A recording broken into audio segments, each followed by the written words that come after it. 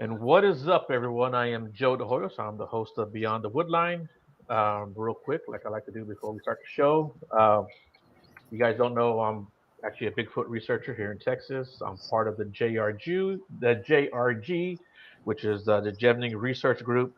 Um, you guys are interested in helping out. You can help out in any way.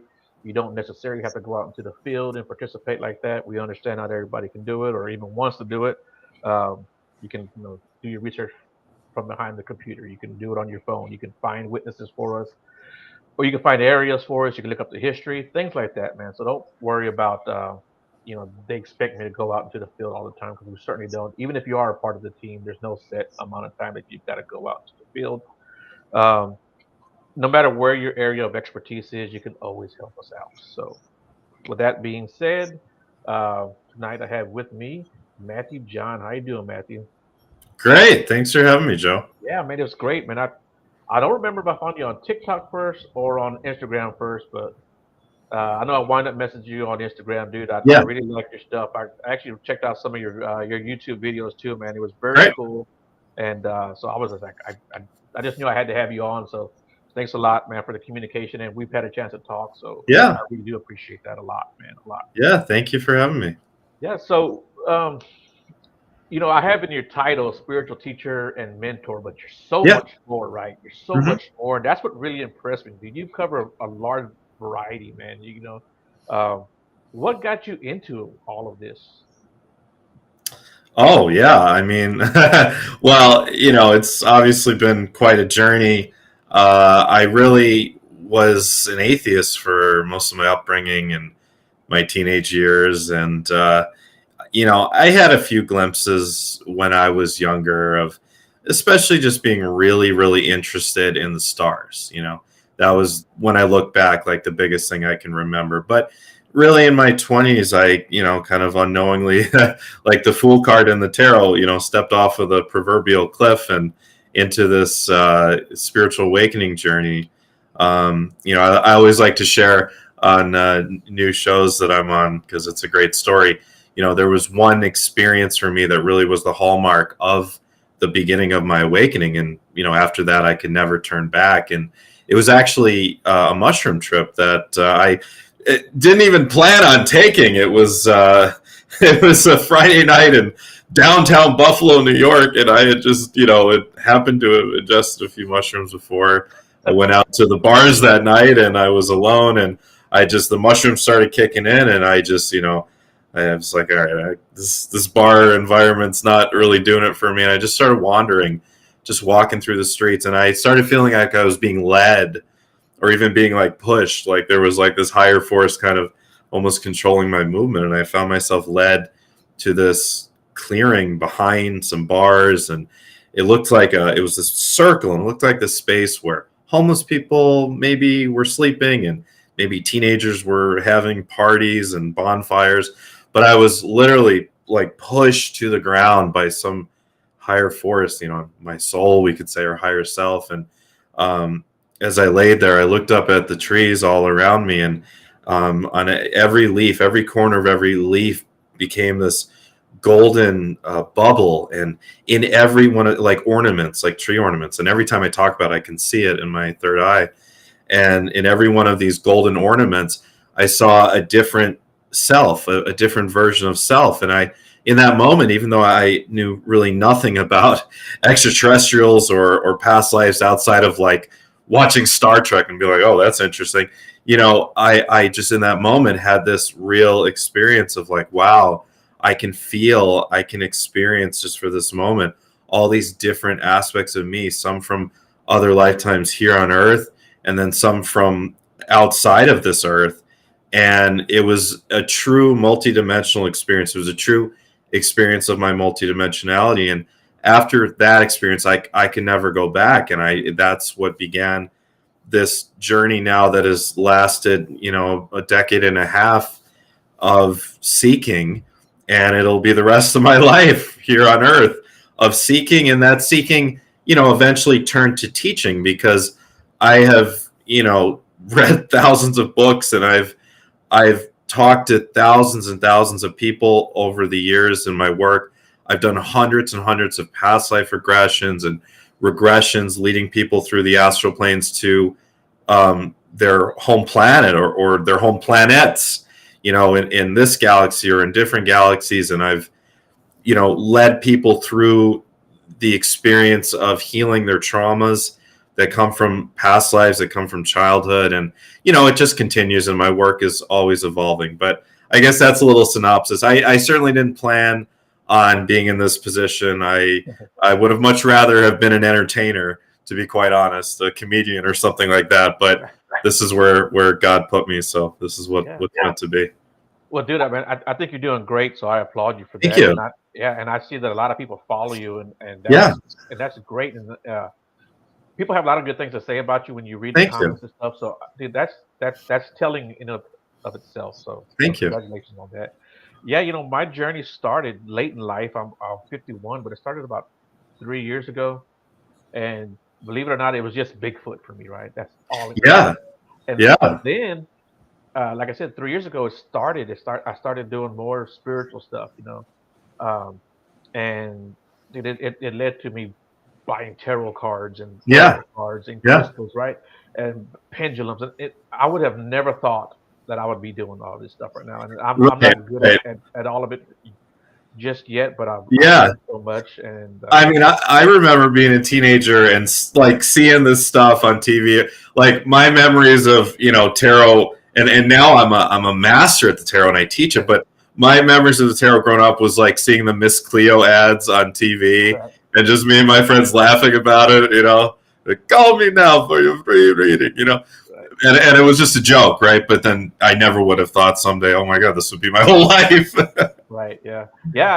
I used to make fun of people that believed in that kind of stuff. Same. Yeah. And you know what? I'm glad that I've opened up my eyes a little bit, and I'm not just talking about physical, Yeah. This eye right here, right? Yeah, that eye right there. So what actually got you like interested first? Was it past lives first? Was it? Okay. The past lives was actually one of my first interests. So I remember well over a decade ago, I was first starting to get into this stuff. I had started to see a life coach. I had started to like discover Reiki, and I found on Craigslist an ad for a past life regression. I'm like, ooh, that sounds interesting. So I was like, screw it, let me try it. And I went into this woman's office and laid down, and 3 hours went by like that. It felt like 30 minutes. I couldn't believe when I woke up that it was 3 hours. And during that time, she led me on a regression, and I visited all these different past lives.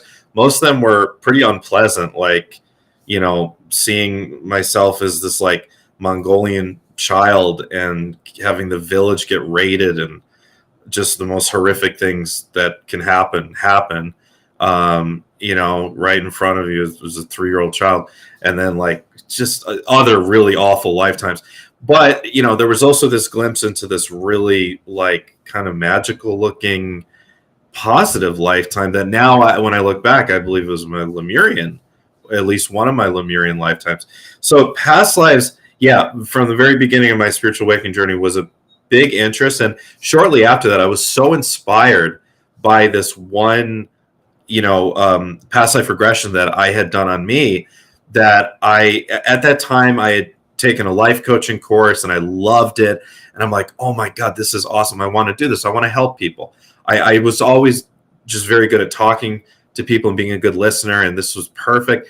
But after doing that past life regression, I'm like, I want to do more spiritual kind of stuff, right? So I started learning Reiki, and then I started actually just kind of intuitively, trying out on my life coaching clients, like, hey, you want to try like a past life regression? And I tried a couple of past life regressions, and I loved it, and it worked. And I was like, wow, I can't believe that I'm actually good at this. And so that from early on was a big part of my work. And it's still to this day, either my favorite or one of my favorite things out of the many things that I can do for people is to just, take an hour or 2 hours or 3 hours and lead them on a regression journey through different lives. It's fascinating. Yeah. Do you have anyone that you've done that was that that's more memorable? Oh, Is there one that? there's a lot. I mean, there's a person that she saw herself as a Nephilim, as a Oh, Nephilim. really? Yeah, in Wow. Egyptian times, very very tall, 9.5, 10 feet tall. Yeah, there have been several where people have experienced themselves as ghosts, where when they passed away, they didn't go to the other side. And it was like, one example is, I remember doing a regression for someone that they had been like a mobster, and they were murdered, and they, instead of going to the other side, they spent like 2 decades after that hanging out in the office, like the office in the back of. I know it sounds so stereotypical, like the movie Casino, but this is what it was in the regression, like in the back of a deli, and just watching over what everyone else was doing, until one of his best friends was murdered, and then together angels came and helped them to go to the other side. So those are some of the more interesting ones, where people saw themselves as ghosts. And the reasons why they didn't cross over, it usually had to do with, you know like the mobster guy, he was afraid to leave his business behind, so he chose not to go over, because he was so worried about because that was his life. He had no close relationships. He didn't have a great relationship with women. He kind of used women. And so that was all he really cared about, was the illegal business he was running. And so he decided to just hang out for decades, as a ghost. And then other times, like, someone didn't want to leave their husband or wife behind, so they hung out as a ghost until their spouse passed away, and then they went together. So those are really interesting ones. Another really interesting aspect of past life regressions that I've seen a few times is people that found themselves on different timelines. So you and I and Debbie and Terry and everyone else that's watching this and joining in, we're all on the same timeline, obviously, because we can interact with each other, right? But there is the theory that there are parallel timelines on Earth, and I didn't used to believe in that. I thought that was kind of silly, but now I really do. And part of the reason why I really do believe in it now is just because of this experience with some of these past life regressions, where people literally saw themselves in lifetimes where the Earth it was definitely the Earth. It wasn't like my Starseed regression sessions I do for people, where it's clearly another planet. It was Earth, but it was different. There was something very different about it. And we both got the perception that it was actually a parallel timeline. So that's pretty fascinating as well. Wow. So, the past life regressions and the Starseed sessions that I've done over the years, and I've done, probably close to 1,000, they've helped me to really see how unlimited the possibilities are, just as how one can exist. People have seen themselves as trees. People have seen themselves as animals. There's just an unlimited sort of possibilities of how we can exist. Yeah, that's really interesting, because I was actually going to ask you that particular question about animals. Do animals have past lives? But I guess they Definitely. do. Yeah, definitely. I mean, your dog, your cat definitely has past lives. So the idea is, that there's a ladder of ascension. And first of all, that term ascension, what does that mean? Just to really kind of distill it down, ascension is the process of stepping up vibrationally through repeated experience. So you are a soul, and as a soul, you are in this lifetime temporarily inhabiting this body, right? Right. Temporarily playing as this ego personality, this identity, right? But you've done many before, and you've done many after. So the idea is ascension is you're going up a step ladder of consciousness, a step ladder of vibration. And the idea is that the lowest level, we could call it like the first density, would be plants. And now plants are very intelligent. Plants are very smart. There's a lot to learn about plants, from plants. I hug my trees all the time. I'm sure my neighbors think I'm crazy. I'm always outside at 3 a.m. You're a tree hugger. Right? And I love when I'm planting flower. I just love interacting with plants. I have houseplants everywhere. So, they're very intelligent. They're very present, but it's a less complex experience. So the way I look at the ladder of ascension is that as you go up, the experiences and the possible themes that you can explore as a consciousness get more complex. So, to a plant, to a flower, to a tree, you exist, and that's about it. You exist and you procreate, right? But now we get into the second density where we get into the animal kingdom, and think about the complexity of the life of an ant, for example, where an ant is really a part of a collective, and it's just doing what everyone else is doing. There's not much lessons of individuality. It's just kind of a very workman-like life, just kind of working all the time. And, the difference between the complexity of the life of an ant versus the life of a bear, or the life of a wolf, or the life of a dog or a cat, right? Or a swan, or a penguin. So as you get up the ladder of ascension in the animal kingdom, you get more complex lives. And it usually comes along with a more complex nervous system, higher intelligence. Pigs are extremely intelligent.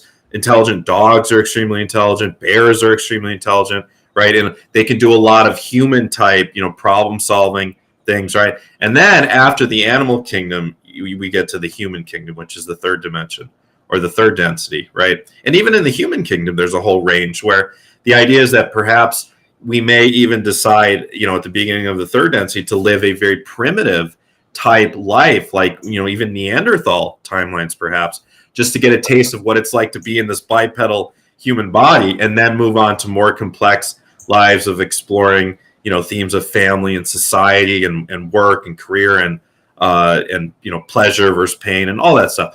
So the idea is that it's a ladder, essentially, but the caveat being is that for those there's two types of souls on the planet. There's starseeds and there's non-starseeds or earth seeds. Starseed souls essentially means your soul has already gone through the ascension process way past the third density or dimension somewhere else, up to a point where you're able to what's called fractalize. So you reach the sixth density or higher. The idea is that you now have so much energy to draw upon because you're actually part of a collective. Your soul has now plugged into an entire collective. You have so much energy to draw upon that you can what's called fractalize yourself. You can basically create a new piece of self, direct with focus intention that piece of self somewhere else, and then that becomes a sovereign soul. Versus a non-star seed would be a soul that is native to the earth realm and has gone up through the ladder of ascension as a soul and now reached the third density. And we're at this point in the collective timeline where there's this merging, essentially, where the star seeds up until now have really been at the leading edge of the revolution of consciousness. Looking back, into the 20th century, the Babas and the gurus and the spiritual leaders, those are likely all star seeds. Now there's so many, and the internet has proliferated, millions and millions of spiritual teachers, and there's so many books now, and most of these are star seeds, but we're at a point where the earth seeds or the non-star seeds are starting to evolve very quickly now and kind of match up vibrationally. And that's how the planetary ascension will end up taking place. So, and a lot of this, by the way, I like to credit my good friend, Todd Devine. He authored two amazing books called Expansion for Ascending Consciousness, Book 1 and Book 2. And his model of the vibrational ladder was like a light bulb that went off in my head when I read it, 8 years ago now. So I've kind of adapted my model off of his. Okay, cool.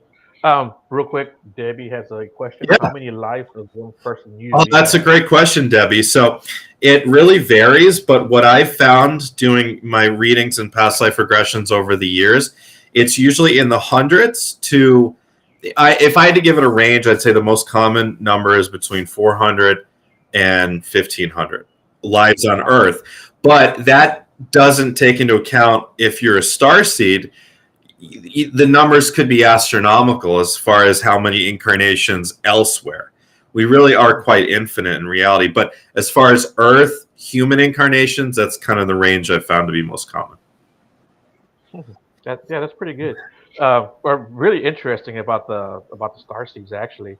Um, what can you tell me about the starseed regressions?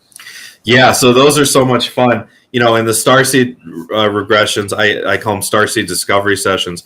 So it's a similar process of, a regression is essentially leading someone down into their subconscious. And through the subconscious, we have access to what's called the Akashic Records. The Akashic Records are the records of everything that exists, everything that ever will exist, everything that is. It's not necessarily a physical place, but it's a place. We can think of it as a plane that we can access. Just like when we dream at night, we access a different plane than in our waking reality. So through the process of regression, we're stepping someone down so they can really access that subconscious mind and get out there and see different aspects of self that are not just localized to this physical body in this lifetime. So when we lead someone on a star, and I say we, I mean me, when I lead someone on a Starseed discovery session, what I'm doing is I'm directing them to wherever their soul came from before here. And those are wild rides.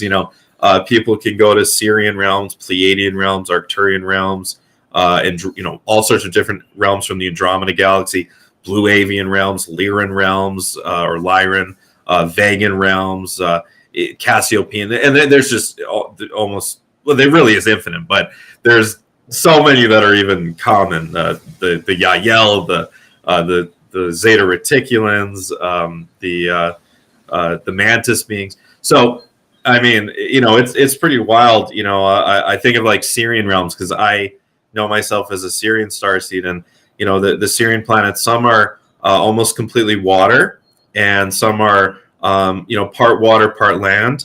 And like the water portions, for example, a lot of times people see these underwater cities that are active where there's these big bubbles, essentially, when within these bubbles there's these cities, right? And the beings have adapted where they can breathe both in and out of water, but they live in these kind of bubbles.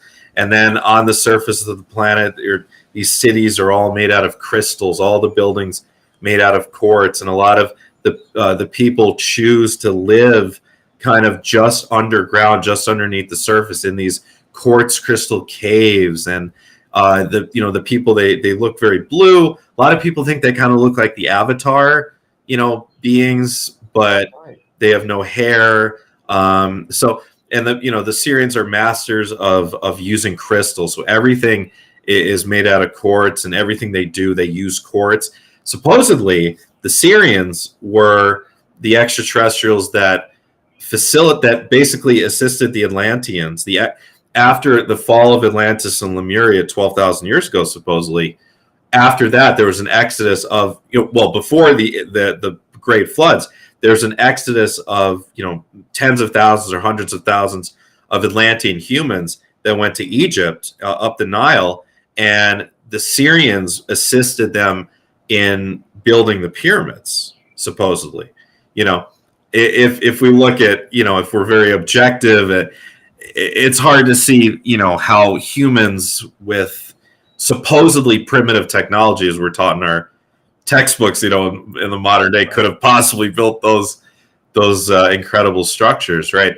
But people see themselves as Pleiadians. Pleiadian beings are very angelic, like they look like humans, except they're usually very strikingly attractive, striking blue eyes and blonde hair, and they wear these space suits with these symbols usually right here, kind of like Star Trek, where they have the little Federation thing right there. And the Pleiadians they live very much integrated with the land, where they love having these like earth homes built into the hills, built into the grounds.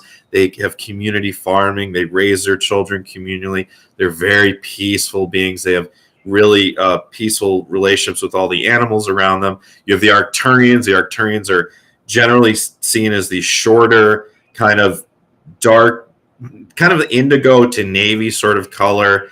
and they're really kind of serious, like a Capricorn energy or a Virgo energy, but they're incredibly like brilliant instantly. They're like calculators. They can calculate the most insane algebraic, computations just instantly, and they grid their cities in these perfect geometric patterns, and they're obsessed with geometry, and they use sound. They are obsessed with sound frequency, to move things around and to heal the body. They've learned to instantly heal the body through sound frequency.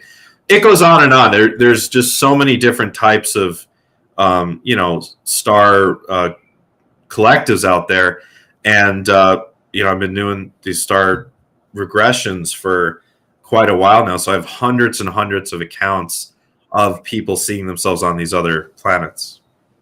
Right. Yeah. So when I started meditating, like I said, this is all like 3 years ago, and of course I couldn't do it at first because I had a million things running through my mind. But once I was able to like calm down and start to actually meditate, there was a couple of things that I saw that really kind of freaked me out, and I don't mean like scared me or Yeah. anything, but there was like, I saw a woman that was blue, Yeah.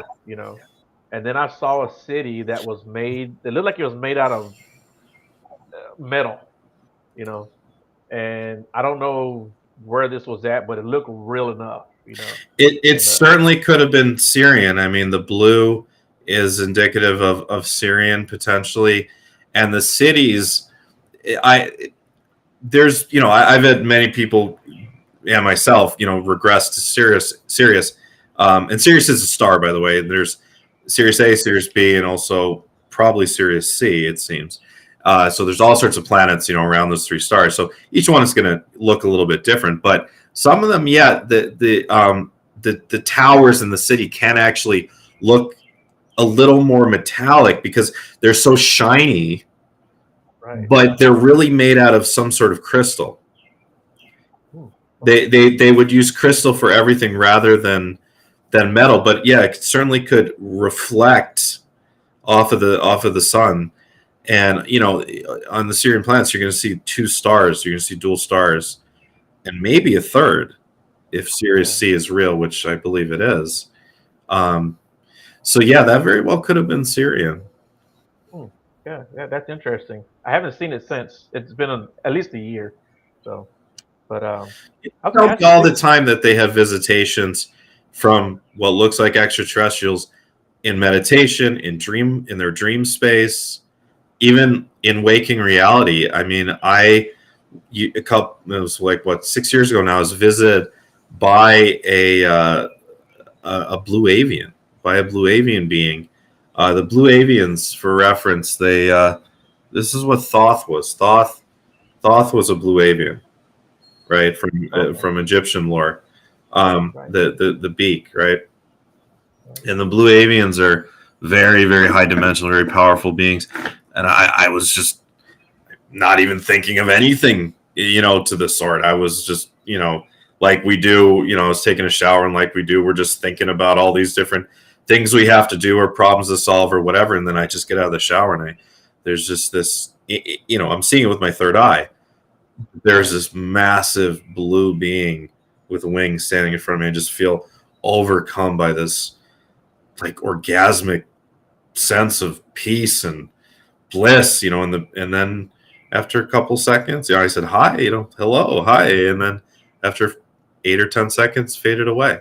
So people tell me stories like that all the time. And a lot of people, or most people, would think those are crazy stories, but I believe every one of them because I've experienced this sort of stuff. Right. Yeah.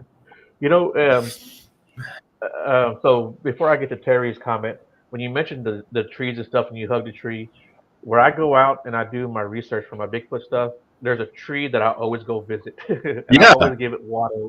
I always go give it water when I visit. Yeah. I kind of talk to it, Exactly. You can talk to it. You can. The trees have seen more than anyone. Right. like in your neighborhood, the trees, they're the guardians of the neighborhood. And think about how much they've seen. The older trees in your neighborhood, the ones that are 40, 80, 120 years old, they've seen life change dramatically in generations come and go. They hold the stories and the wisdom of everything. And the ones that are in the forest, the same. They've seen generations of all sorts of different animals come and go, right? And they know, like, yeah, they know where the Sasquatch are because they're the one, Right. they're always watching, you know? Right. Right. But Terry's comment is trees are wise beings. I have several stories of wise trees being best friends Yeah. with Yeah, sacrifices. yeah. One tree taught a child Yeah. wisdom. Beautiful. They are very, very wise. And I can always sense whether, and I'm curious if other people have had this experience, but I can always sense whether a tree has a more feminine or a more masculine vibration. And I kind of Hmm. refer to them as such, like, oh, either being a girl or a boy. Um, and I just, every tree is unique, and it just has a unique vibe to it. Everything is alive. When you're spiritually awake and psychically aware, you realize that the whole world is alive, and then there's this also this whole spirit world that we're not even seeing that is also totally alive. There's angels and demons and ghosts, and there's just everything. There's beings everywhere that we don't even see, and people that aren't really open to this stuff, no wonder. I have empathy for these people, but no wonder people suffer with depression, suffer with a sense of doom, or that just the end is coming, or that there's no purpose to life. I mean, if you only believe that you're born, you live once, and you die, which I used to believe, at least when I was a teenager. As I said, I started as an atheist. I can understand why people walk around depressed, and why people only kind of live to experience fleeting pleasures, or to accumulate money, or to accumulate some sort of accolades or fame, and don't really think about the effect that they're having, and how can we help others, how can we help the planet, how can we be as one. So I get it, but yeah, when you're open, you understand everything's alive. Yeah. Even crystals are alive. I mean, look at this beautiful, amethyst wand. This amethyst wand has a story. It probably came from a mine in Brazil, but it has a whole ancient history, and it's seen, and it's things over thousands of years. And now it was supposed to come to me and help me on my journey. Yeah.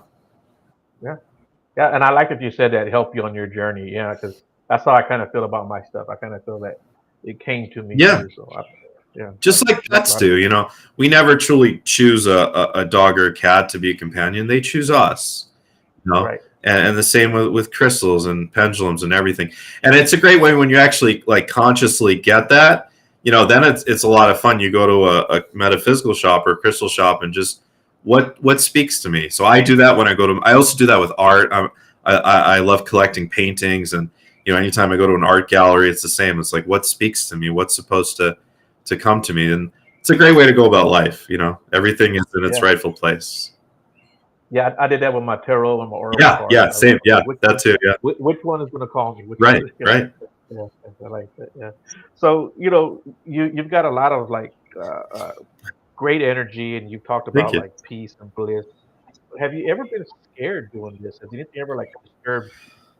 Uh, sure. Yeah, I mean, there have been a few weird experiences. I mean, I don't want to say scared, because I think I'm really good at handling, everything, because I have always intuitively known that the way to handle everything is from a place of love, and from a place of kind of non-judgment. And so when I'm in my now, look, when I'm not at work, so to speak, sure, can I get caught up in judgment or fear about the world once in a while? Yeah, as everyone does. But when I'm in my work, I'm pretty good at staying pretty centered. But yeah, I mean, there's all sorts of weird stuff that have happened. Weird entities, in someone's aura. Um, the Greys come trying to trick people during the Starseed sessions, to uh, come with them, and I'm like, no, no, we're not going with these guys. These are the Greys. They're trying to trick you. People that have had really, people that have told me abduction stories, those are pretty frightening, I have to say. Right. Gray abduction stories are very frightening. And it's an awful experience. No one would ever want to experience a true gray abduction. So those are pretty frightening. Demon attacks people have told me about are pretty frightening. Ghost encounters that have been really scary. Black magic stuff can be a bit frightening, and that's all real.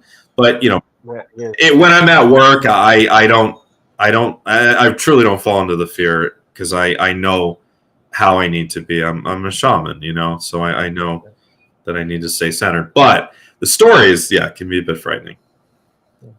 So what do you do for yourself to keep yourself centered? Oh, well, I have to say, ayahuasca was such a great teacher for me, because, when I was in Brazil, I spent a lot of time doing ayahuasca, probably over 40 times. And, each time was a learning lesson. And when you're on ayahuasca, everything is so amplified, right? So if you have one negative thought of fear, you will start to spiral into fear. And if you have a thought of love, you will spiral into love. So I learned, like, through practice in ayahuasca, like, as soon as you start getting into fear, you're going to be on the ground before you know it, like either puking or kind of writhing, and, like you're being attacked. And I would see people, that would be doing that. And I would sometimes see with my third eye, like, because in the setting that I was doing ayahuasca, it was in a church and people were in rows. It was called a corrente, or a current, right? Where basically the idea is the energy runs through all the people because they're sitting together. And I would see demons like snakes or spiders or all sorts of different kind of scary manifestations once in a while just start to lead their way through the current, and you would feel the vibration drop dramatically in the group, right? And then I would just be psychically, like, when I learned you cannot be afraid of these things. You just face them forward, and you just are, if you're curious about them with love, they don't know, they only know how to operate off fear. Demons and negative entities only know how to operate off fear. They can only take advantage of you if you fall into the fear trap, so to speak. So if you just come at them with, like, hello, nice to meet you, thanks for coming, and then just emit a vibration of love. So I would just start chanting in my head, love, love, love, or Jesus Christ, Jesus Christ, Jesus Christ, or God, God, or in Portuguese, Deus, Deus, Deus, Deus. And it would clear. And so I guess ayahuasca was a great teacher for me for that. And I was one of the best things I took from those experiences was, because it really teaches you the hard way that, this is all kind of a mental game in life. And when our thoughts are negative, our vibrations are negative, we're going to end up finding our experience of life be more focused into negative things for the most part. And then when we're more positive, our focus is going to be more on the positive things. So when you encounter something negative or dark, if you're a shaman or something, shamans know this. You can't come at it with fear ever. You just, like, okay, all right, hello. You just know you're the light. You're centered in the light. You're walking as the light. And the negative beings are at a very low vibration, and they really can't tolerate the light. They'll just leave. That's what happens. And they'll go somewhere else. It's only if someone is experiencing fear that they can continue to feed, basically. Right. Yeah, that makes a lot of sense. But practical tools, I use crystals. I always have crystals on me, around me, in any sort of work that I'm doing, so crystals. And also I use things like the violet flame. Through using your third eye, you imagine yourself in a like a bonfire of violet light, essentially. That's called the violet flame.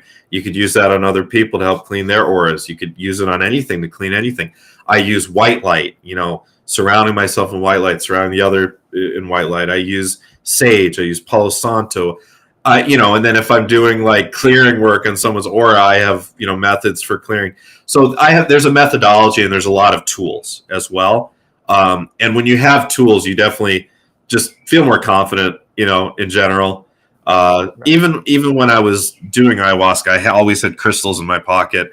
And if I ever started to get that twinge of fear, I would, hold one of my crystals. And so, yeah, having tools and working with crystals, I've always found very helpful. Yeah, I've got a smoky quartz in my truck, and even when I'm driving, I have the white light around me. Yeah.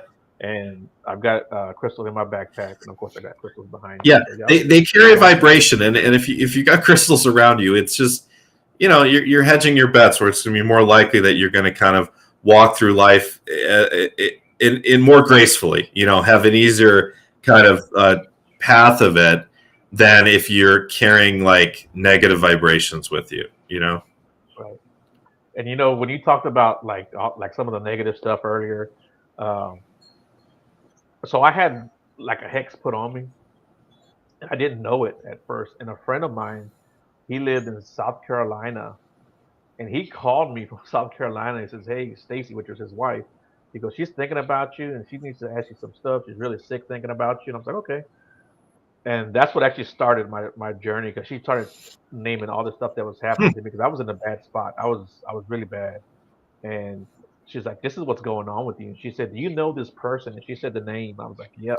Wow. So that person would definitely do that. Yeah, black magic is very real, and it's scary, but there's always a way out of it. There's always a way to defend yourself, or to really the best way is to just eliminate the neutralize the magic and free yourself from it. And I so badly wanted to get back at that person. Yeah, but that's the thing to avoid. So in Wicca, and I'm a Wiccan, there's the rule of 3, where essentially, anything you do that's like out of a desire to hurt will come back on you 3 times worse. Right? Yeah. So I've got like 3 books on Wicca too. And like I said, dude, all this stuff I've never thought I would be doing. Yeah. But that negative event in my life, I got to be thankful for it, because it set me on. Yeah, exactly. Yeah, so for everyone that it's going to be something different. That's kind of the thing that for me it was mushrooms, and then really after that it was a breakup that I had in my early 20s. That just I was just depressed and lost and confused, and so I went even deeper. But it's like for everyone, there's something. Some people it's a car accident. Some people it's cancer. Some people it's a breakup. Some people it's like just this fascination with trying to find UFOs, or trying to find Bigfoot, or trying to speaking of Bigfoot, like I've always been I know I talked to you about this like a little bit privately. I've always been fascinating as well. I've been a longtime fan and listener of Coast to Coast, my all-time favorite radio show, and they talk about Bigfoot all the time. And boy, I would love to find one myself. Yeah. And trust me, fascinating. I really do. You and I talked about that, and we talked about what I think it is. Right. And I told you I thought I'm still more on the flesh and blood side, but I do incorporate some spirituality when I go out now, though, too. So because I want to see one. But, and I wonder. It's like, and I don't know, but I just wonder. It's like, it seems like most Bigfoot researchers are. It's like you're trying to find this unicorn, and we're treating them almost like they're like a freak at a at a circus in the 1920s or whatever, right? Like oh my god, we got to see the Bigfoot, we got to see the freak. I wonder if people, and I don't know, came at it with more of a sense of like, I want love, like I want to connect, I want to know. Well, people have had those you get eaten by one, so don't listen to me, but yeah. I'm kidding. I'll come back with my arm ripped off. Thanks a lot. You're like, this is what you tell me to do. Yeah. Does it look like love to you? I wonder. Yeah.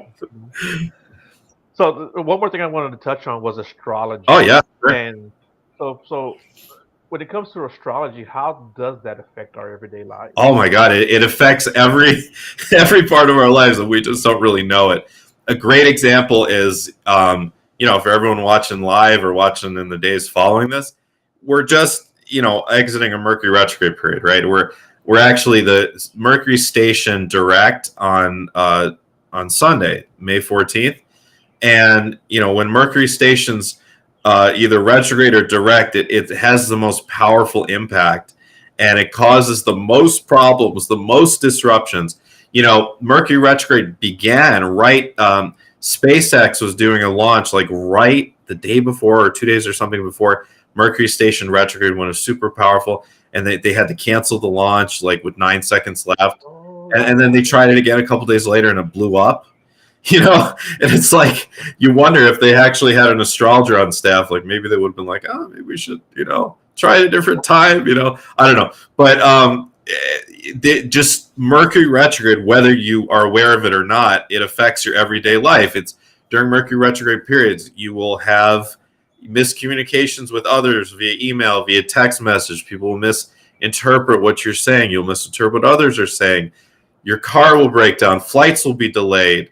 Electronics will go awry. All sorts of communication related stuff will happen, whether you believe in it or not. And it's fun when you do believe in it and know about it, because then you can see it.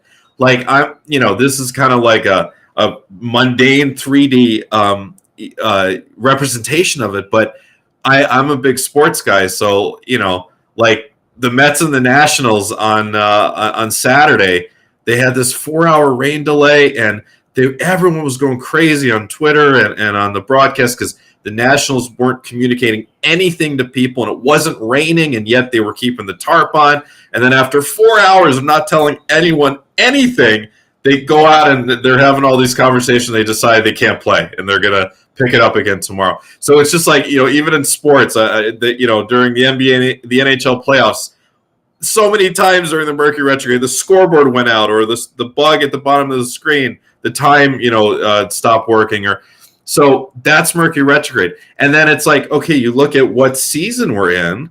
Well, we've been in Taurus season. Taurus season is a time when we naturally want to connect with the earth and connect with plants and animals and be out in nature, connect with nature. It's a time when we focus on money and finances. We move to Gemini season in a couple days. And Gemini season, it's more about getting to know new people and learning new things. It's all things involved with learning and communication. It's very mental time. So from the sun to the moon to where Mercury, Venus, and Mars and Jupiter and the outer planets are, this week we have a really important configuration, one of the most important of the year, where Jupiter is squaring Pluto. A square in astrology is a 90-degree configuration. Pluto is going retrograde. It's moving back in Aquarius, and it's going to re-enter Capricorn soon. And Jupiter has just entered into Taurus, or it will just enter into Taurus tomorrow. And this square going on now, it's very heavy and contentious. Jupiter and Pluto are really heavyweight planets, and they really affect the collective, the outer world, more than the inner world. And it's an interesting time to look to world events. Jupiter and Pluto can be very violent. They can, natural disasters can even happen.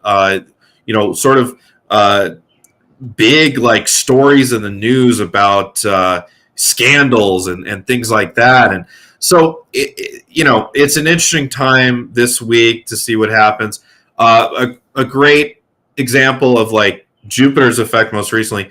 Jupiter, up until it moves to Taurus in a couple days, it has been in Aries. World War II began with Jupiter in Aries, and the war in Ukraine began right before Jupiter entered into Aries, but it got way worse when Jupiter was in Aries, and there was like no end in sight. Now with Jupiter entering Taurus, it might actually be a positive thing, because Jupiter in Taurus is more of a cordial, more of a diplomatic energy to it.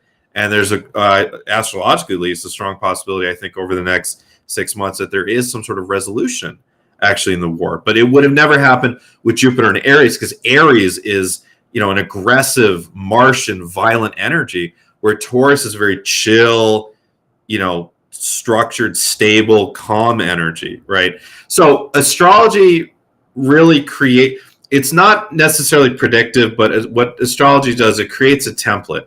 It creates a template for possibilities, both in the outer world and the inner world. And then in the inner world, what you do is you take your natal chart. Your natal chart is a snapshot of where the planets were in relation to each other when you were born, at the moment you were born.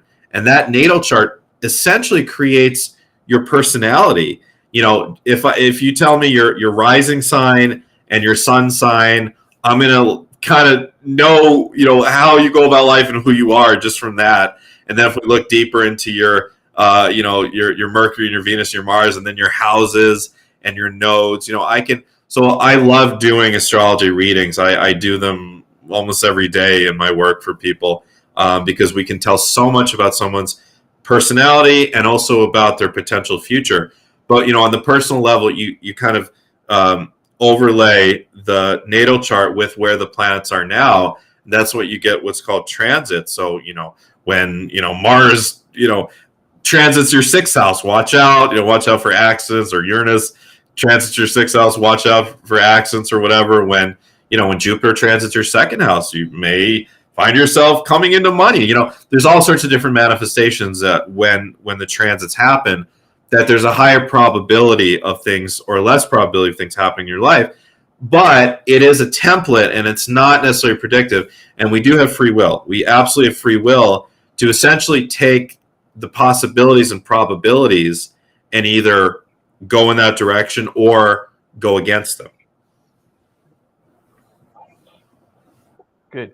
So I'm a Scorpio. What do I need to watch out for? I'm a Scorpio too, Okay. So, being a Scorpio sun, and the sun is just one, that's the part of astrology that most people know about, right?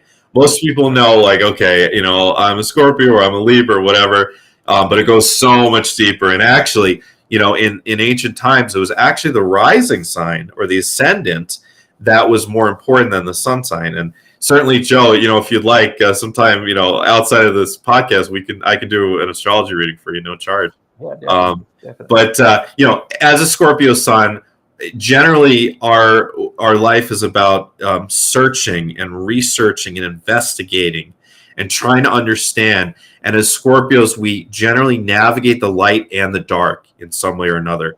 Scorpios generally have this sort of life where there's a lot of times of depression, dark nights of the soul, having to move through really difficult stuff. And then the other thing is sex. Sex is a big part of being a Scorpio, because Scorpio rules over sex. So we tend to be either very alluring, or we tend to have a lot of different relationships, or sex becomes very important in our relationships, or there's different lessons that come through the context of sex. Because Scorpio, the main things it rules over is sex, transformation, death and rebirth, taxes, inheritances, and investigations, investigating things.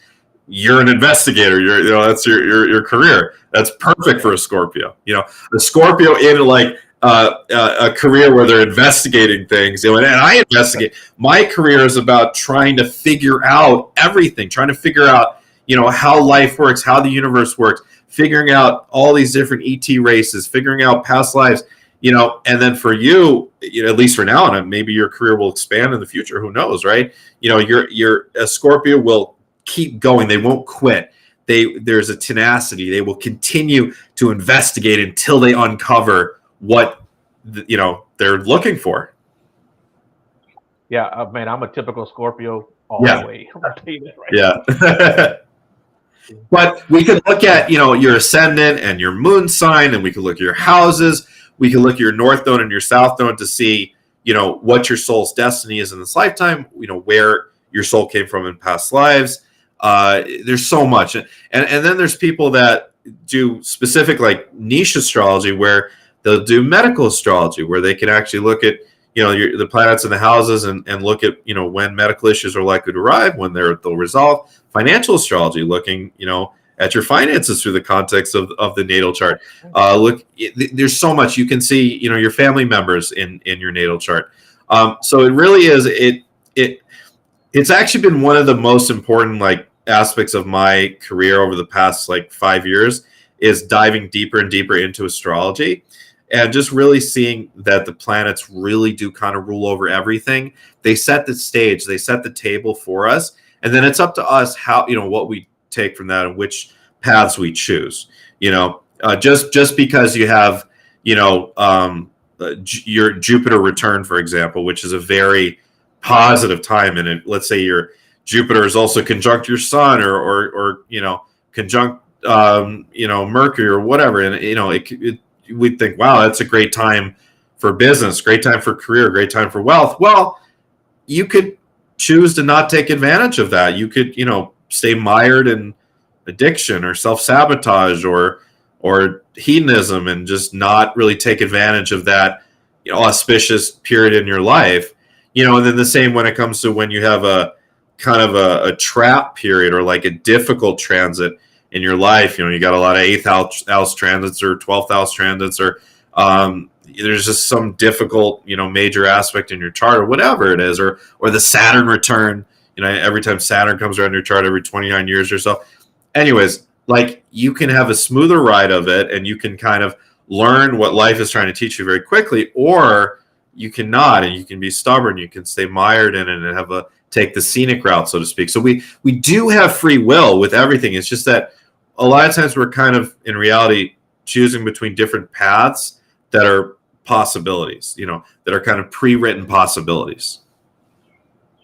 Yeah. So we're coming up on the end of the hour here, man. I got so many more questions today. I'm going to have to get you on here again. Yeah, sure, of course. Yeah.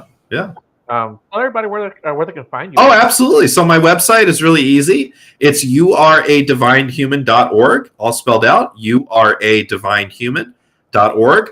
Also, I'm very active on Instagram. That might have been where you found me. It's at Matthew John Healer. You can find me there. On YouTube, it's Matthew John Spiritual Teacher. But if you go to my website, youaredivinehuman.org, all my social media links are there, and it's very easy to get in touch with me. I have a lot of great stuff that there's so many ways to work with me. I have a group program called Ascending as One, where we meet usually every Sunday for 3 hours. We do in-depth astrology work. We go over the planetary configurations for each day to come, and we figure out how to plan your week around the astrology. Then I do a healing topic for the week. This past Sunday I was teaching the 12 rays of Creator's energy, which is fascinating. This weekend we have Intro to Meditation. Later this month we have Exploring the Akashic Records, and I also once a month channel a group of Syrian extraterrestrial beings. So and with that group, if you join the VIP tier, you get a monthly private reading with me, where you can ask me anything you want to ask me. Where you come from in the stars, what your past lives were like. You want me to look at your astrology chart? You want me to read tarot for you? We can do anything. I also offer full length, the regression sessions, as I mentioned, the past life regression, Starseed sessions. I offer medical intuitive readings. If you got a health issue going on and you want to consult a medical intuitive on that, I've got powerful energy healing sessions. So there's so much that I offer. I also do in-person stuff. I've got a really, really great retreat coming up in August in the mountains in New York State, where we'll be connecting with a lot of extraterrestrials, at least astrally, and then who knows if anyone will show up in the sky too. You never know. But go to my website. It's got everything I offer, and I'm really easy to get in touch with. I usually respond to emails right away.